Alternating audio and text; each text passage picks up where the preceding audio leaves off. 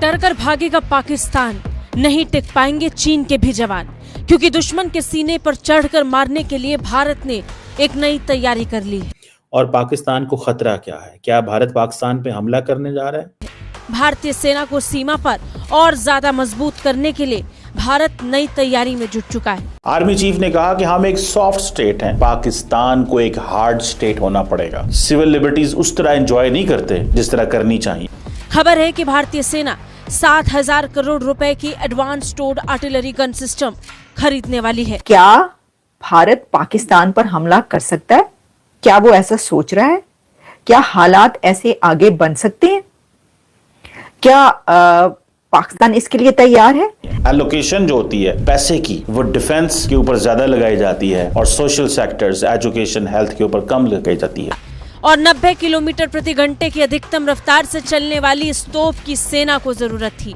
सेना को ऐसे 800 से ज्यादा तोपों की जरूरत है, लेकिन फिलहाल 307 होवित्जर तोप को रक्षा मंत्रालय की तरफ से मंजूरी दे दी गई। भारत की तरफ से पाकिस्तान के लिए क्या सोचा जा रहा है, या पाकिस्तान की तरफ से इंडिया के लिए क्या सोचा जा रहा है? पाकिस्तान की जो गवर्नेंस सिस्टम है उसके अंदर मिलिट्री का एक रोल रहा है। हमारा न्यूक्लियर प्रोग्राम इंडिया के लिए है। इंडिया तो इंटरकॉन्टिनेंटल बैलिस्टिक मिसाइल भी चलाता है, रखता है। अमेरिकन ने भी रिसेंटली कहा था पाकिस्तान के जो मिसाइल है वो अमेरिका पहुंच सकते हैं। बैड गवर्नेंस की वजह से हर रोज मुल्क के अंदर फौज को जाने देनी पड़ती। एटैक्स बर्स्ट मोड में 15 सेकंड में 3 राउंड फायरिंग करता है। इंटेंस में 3 मिनट में 15 राउंड और 60 मिनट में 60 राउंड फायर कर सकता है।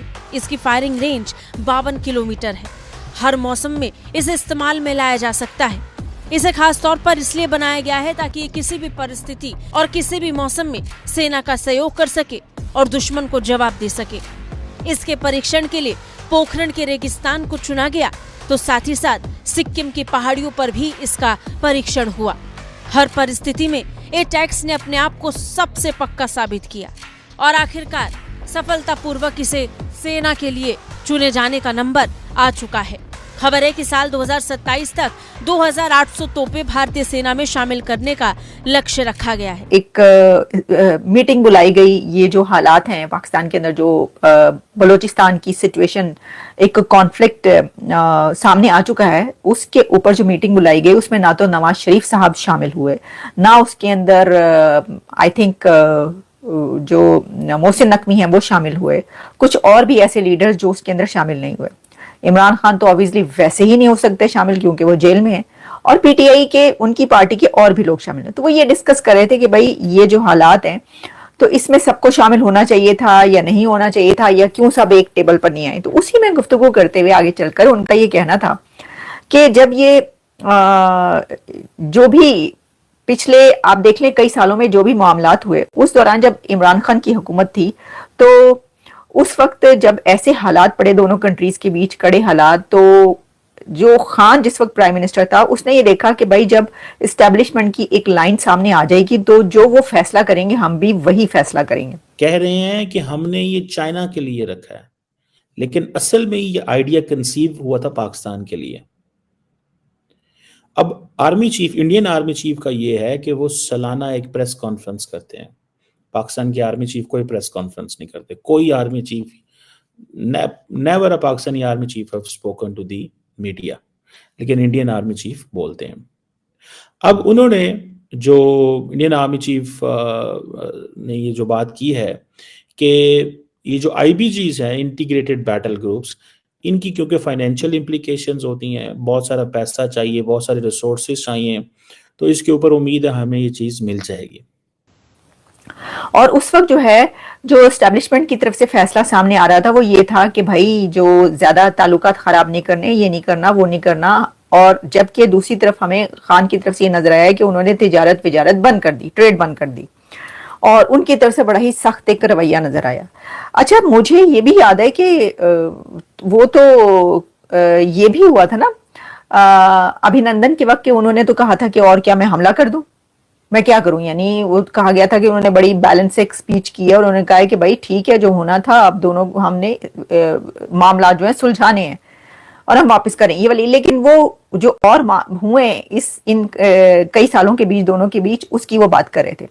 अच्छा, अब उनका कहना ये है कि जो उन्होंने अपने मुंह से ही सब कहा जो मैं आपको बता रही हूँ। नजम सेठी साहब ने फरमाया कि जो पाकिस्तान इल्जाम लगा रहा है भारत पर कि ये जो बलूचिस्तान के अंदर हो रहा है इसकी सरपरस्ती इंडिया की तरफ से की जा रही है, जो पाकिस्तान के अंदर हमले हो रहे हैं, दहशतगर्दी हो रही है, टीटीपी जो कुछ कर रही है और उसके अंदर जो है जो ये बलोच लिबरेशन आर्मी कर रही है, तो जो उनकी तरफ से कहा जा रहा है कि भाई ये इसके पीछे कोई इनको बैक कर रहा है, इनको कोई फंड दे रहा है, इनको पैसा दे रहा है या ये किसी की सपोर्ट इनको शामिल है। और उसमें ऑब्वियसली आपको पता ही है कि जिस दुश्मन कंट्री का नाम लिया जाता है जो कि वो कहते हैं एक नैरेटिव, तो उन्होंने कहा ये जो बात कही जा रही है, लेकिन इनको ये ख्याल रखना चाहिए कि हो सकता है कि आगे चलकर आपको भारत से बात करनी पड़े, हो सकता है कि आगे चलकर अगले ये उनका कैटेगोरिकली नजम सेठी साहब ने फरमाया 2-3 बार। उन्होंने कहा कि हो सकता है कि आगे चलकर अभी अगले कुछ दिनों में या सालों में हालात ऐसे हो जाएं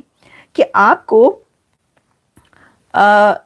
भारत के साथ रिलेशंस बनाने पड़े और आपकी जरूरत बन जाए, हालात का तकाजा ये हो, वक्त की जरूरत ये हो कि आपको ये करना पड़े, तो फिर आप क्या करेंगे? अभी आप उनके ऊपर इल्जाम लगा रहे हैं।